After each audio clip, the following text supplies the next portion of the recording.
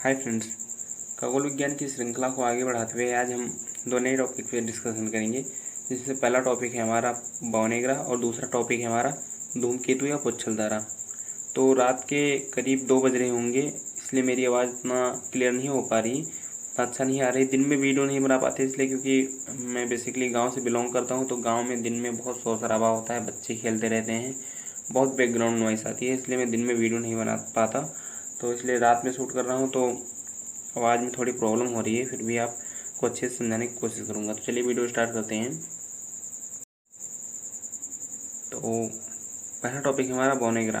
तो बौने ग्रह देखते क्या है। तो बौने ग्रह में हमें आपको पता होगा कि बौने ग्रह में जो हमारा यम ग्रह था पहले, यानी जिसे प्लूटो बोलते थे, उसे 2006 अगस्त 2006 में IAU, जिसे इंटरनेशनल एस्ट्रोनॉमिकल यूनियन कहते हैं, तो उसने बौने ग्रह की श्रेणी में से डाल दिया यम ग्रह को, यानी प्लूटो को अगस्त 2006 में बौने ग्रह की श्रेणी में डाल दिया।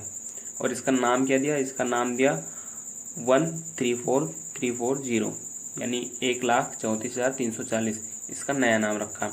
और इसकी खोज की बात करें, यानी यम ग्रह की खोज की बात करें, तो इसकी खोज की थी क्लाड टामो ने 1930 में। अब यम ग्रह को आइए ने क्यों ग्रहों की श्रेणी से निकाला, इसके क्या कारण थे, आइए उसको एक बार देखते हैं। तो यम को ग्रहों की श्रेणी से निकाले जाने के प्रमुख कारण जो हैं वो निम्न हैं। तो पहला इसमें कारण जो हमारा है वो है आकार में चंद्रमा से छोटा होना। आप समझ सकते हैं, आकार में चंद्रमा से भी छोटा। चंद्रमा हमारी पृथ्वी का एकमात्र उपग्रह है। अब सोचिए, जब उपग्रह से भी छोटा कोई ग्रह होगा तो उसे ग्रह कैसे मानेंगे, उसे ग्रह की श्रेणी में कैसे रखेंगे। तो इसका पहला कारण ये है कि ये आकार में चंद्रमा से भी छोटा था, यानी ये उपग्रह के जितना बड़ा भी नहीं था और इसे ग्रह बोलते थे। तो इस मतलब ये चंद्रमा से भी छोटा था, इसलिए इसे ग्रहों की श्रेणी से निकाल दिया गया। दूसरा है इसकी जो कक्षा है वो वृत्ताकार नहीं थी। मतलब इस जो सभी हमारे ग्रह हैं, पृथ्वी जिसमें हमारी शामिल है, वो मतलब सभी ग्रह हमारे सूर्य की परिक्रमा करते हैं, तो उनकी कक्षा वृत्ताकार है, लेकिन इसकी कक्षा वृत्ताकार नहीं थी। मैं भी आपको दिखाता हूँ।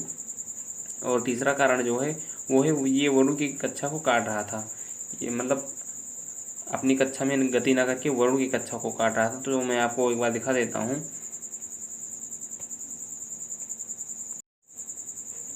तो यहाँ पे आप देख पा रहे होंगे हमारे जितने भी ग्रह हैं, 8 ग्रह, बुध, शुक्र, पृथ्वी, मंगल, बृहस्पति, शनि, अरुण और वरुण, ये जितने हमारे 8 ग्रह हैं, ये सूर्य की परिक्रमा एक वृत्ताकार पथ में कर रहे हैं। लेकिन ये हमारा जो ये ग्रह है 9 नंबर वाला ग्रह, यानी कि हमारा यम यानी प्लूटो जिसे बोलते हैं, ये हमारे वरुण के पथ को काट रहा है। और इसका मार्ग आप देख पा रहे होंगे वृत्ताकार ना होकर एक अंडाकार है।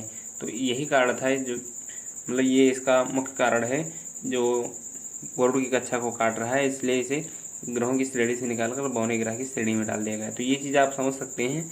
आगे हम देख लेते हैं कुछ प्रमुख जो बौने ग्रह हैं उनके बारे में देख लेते हैं। तो यहाँ पर आप हमारे पीछे देख पा रहे होंगे कुछ बौने ग्रह, तो जिनमें से सेरस है, जिसकी खोज की थी पियाजी, जो इटली के खगोल शास्त्री थे, पियाजी महोदय, उन्होंने इसकी खोज की थी। और दूसरा हमारा बौना ग्रह है चेरान हो गया, 2003 UV 313, जिसे इरिस भी बोलते हैं। तो ये सब हमारे कुछ बौने ग्रह थे जिनके बारे में आपको याद रखना है। तो चलिए आगे देखते हैं हम धूमकेतु या पुच्छल तारे के बारे में। तो धूमकेतु देखते हैं क्या होता है। तो सौरमंडल के छोर पर बहुत छोटे छोटे अरबों की संख्या में मतलब पिंड विद्यमान हैं जो सूर्य की परिक्रमा करते हैं। मतलब है तो बहुत छोटे छोटे पिंड, लेकिन फिर भी ये सूर्य की परिक्रमा करते हैं, तो इन्हें ये धूमकेतु या पुच्छल तारा कहते हैं। नेक्स्ट देखते हैं इनकी क्या विशेषता है। तो ये गैसों, धूल के कण इत्यादि के बने होते हैं और इनका नाभिक काफ़ी कठोर होता है। मतलब बने तो होते हैं ये गैसों के, लेकिन इनका नाभिक फिर भी काफ़ी कठोर होता है। नेक्स्ट बात करते हैं, जब ये सूर्य के पास पहुंचते हैं, हमें पता है ये सूर्य की क्या करते हैं, परिक्रमा करते हैं। तो सूर्य की परिक्रमा करते समय जब ये सूर्य के काफ़ी पास पहुंचते हैं तो ऊर्जा प्राप्त करके बहुत अधिक चमकने लगते हैं। मतलब ये ऊर्जा प्राप्त करके चार्ज हो जाते हैं, एक हिसाब से कह सकते हैं। तो ये बहुत अधिक चमकने लगते हैं। और जो ये हमें पता है ये गैस से बने होते हैं, तो ये जो गैस है ये हमें पीछे की ओर उड़ती हुई प्रतीत होती है, क्योंकि गैस हल्की होती है। गैस हमेशा पीछे की ओर ही उड़ेगी। जैसे आप एक एग्जाम्पल ले सकते हैं, जैसे मान लो ट्रेन चलती है तो उसका जो धुआं होता है वो हमेशा उसकी पीछे की तरफ उड़ता है, हमेशा पीछे की तरफ निकलता है। तो इसमें भी ठीक उसी प्रकार से जो गैसीय प्रकाश है, यानी गैस के रूप में जो प्रकाश होता है वो हमेशा पीछे की ओर हमें उड़ता दिखाई देता है, और जिसे हम पूंछ समझ सकते हैं, मतलब जो हमें पूंछ जैसा दिखाई देता है, तो इसीलिए इसे पुच्छल तारा कहते हैं। और एक बात आपको याद रखनी है कि इसकी जो पूंछ होती है वो हमेशा सूर्य के विपरीत दिशा में होती है, हमेशा सूर्य के विपरीत दिशा में दिखाई देती है। आगे देखते हैं हम। नेक्स्ट बात करें इसके खोज की, तो पुच्छल तारे की खोज की थी टाइको ब्राहे ने।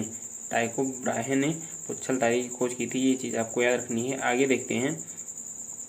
हमारा एक जो हैली नामक पुच्छल तारा है वो मात्र 76 वर्ष में एक बार दिखाई देता है। मतलब हमारा ये जो धूमकेतु है हैली, वो 76 वर्ष में एक बार दिखाई देता है, और ये 2062 में अब देखा जाएगा, क्योंकि इससे पहले 1986 में देखा गया था, तो अब ये 2062 में देखने को मिलेगा।